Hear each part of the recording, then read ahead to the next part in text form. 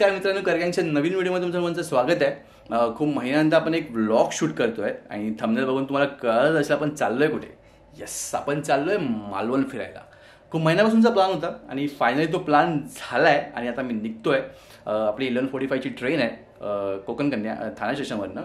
मग तुम्ही पण चला सोबत आमच्या, फिरूया मालवण। ॲक्च्युली मी ठाणे स्टेशनवरती इंट्रो शूट करत होतो आणि आवाज रेकॉर्डच झाला नाही। चला थोडीशी डबिंग करूया। का तू खा मोठा खा का पेटे का जायचं का काय टाइमपास करतोय मी। तसा निघूया आपण।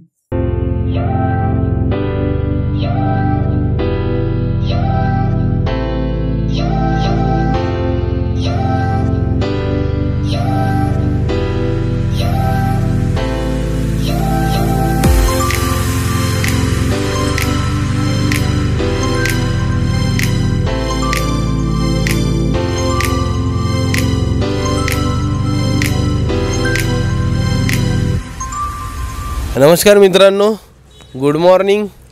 आत्ताच उतरलो जस्ट रेल्वे स्टेशनला कणकवलीला। आता निघालो आहे मालवणला। आमचा भाऊ आला अक्षय आम्हाला घ्यायला। आता तर पहिली भूक लागली आहे, पहिला नाश्ता करूया आणि बाकी सगळं नंतर।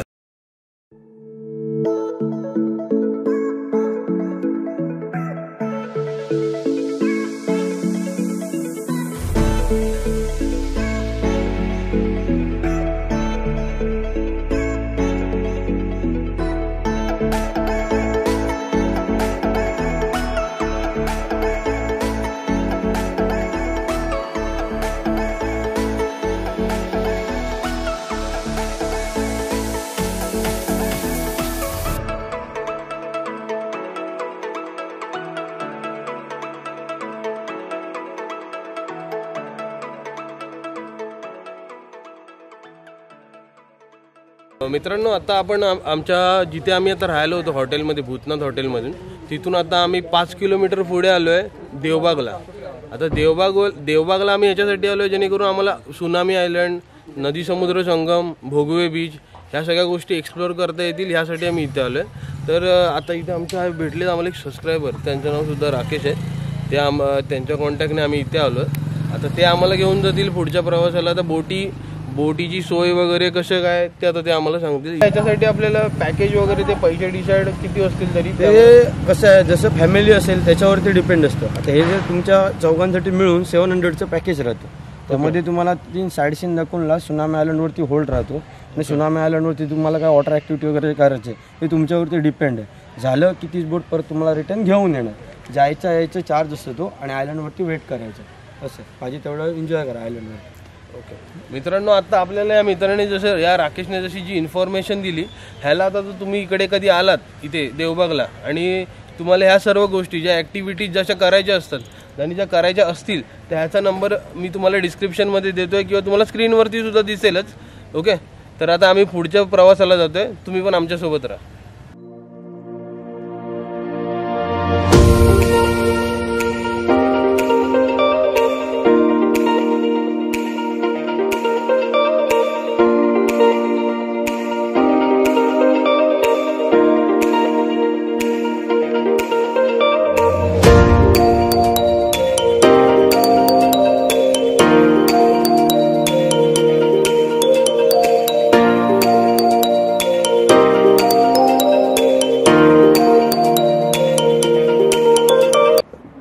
हलते भरपूर हलते।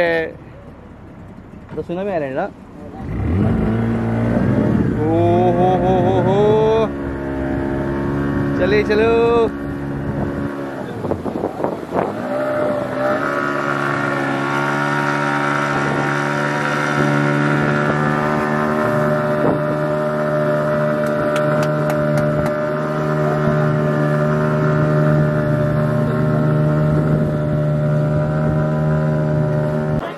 भाई साहब।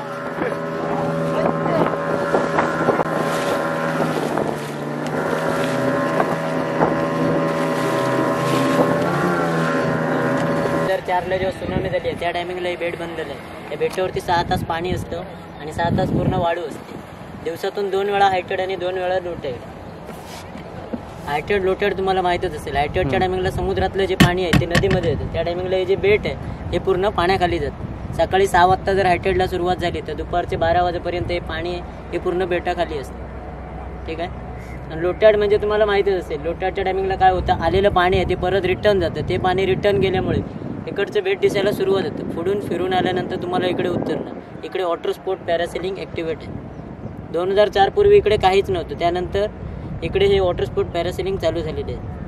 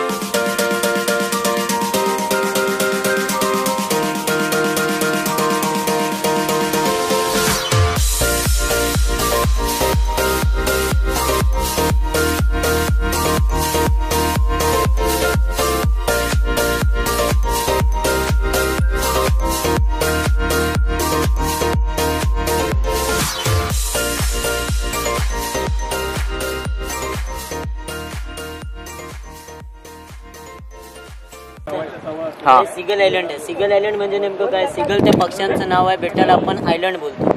ते पक्षी या बेटावरती आल्यामुळे या बेटाला नाव पडलंय सिगल आयलंड. ठीक आहे.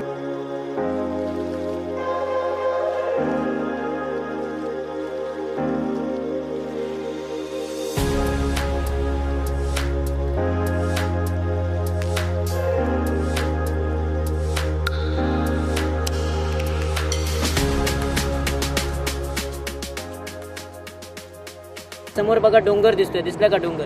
त्या डोंगरामध्ये नारळाची झाडं आहेत. त्या नारळाच्या झाडांपासून पूर्ण मगरीचा आकार बनलेला आहे, क्रोकोडाईल पॉइंट शेप.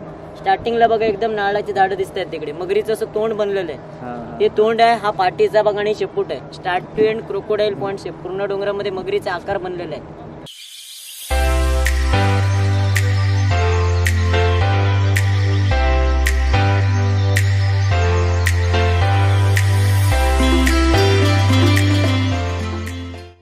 त्यानंतर आपण आता आलो, ही नदी आहे. नदीचं नाव कर्ली नदी आहे. समोर लाटा दिसतात का तुम्हाला?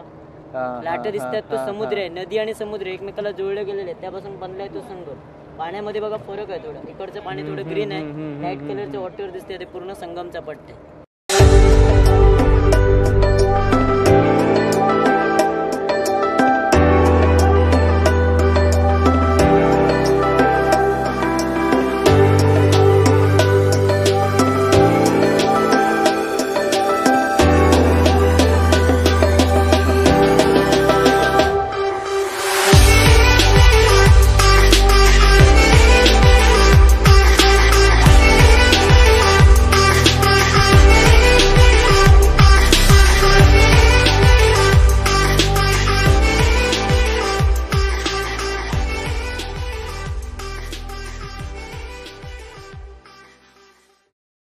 आणि फाइनली हा दिवस संपला या सुंदरशा सनसेट सोबत. पर अभी कुछ बाकी है. तुझको बेहतर बनाने की कोशिश में तुझको ही वक्त नहीं दे पा रहे हम. माफ करना ये जिंदगी, तुझे ही जी नहीं पा रहे हम. खुद से ज़्यादा संभाल के रखता हूँ मोबाइल अपना. खुद से ज़्यादा संभाल के रखता हूँ मोबाइल अपना, क्योंकि रिश्ते अब सारे इसी में कैद है. बचपन में भरी दोपहरी में ना पाते थे पूरा मोहल्ला. बचपन में भरी दोपहरी में भी ना पाते थे पूरा मोहल्ला.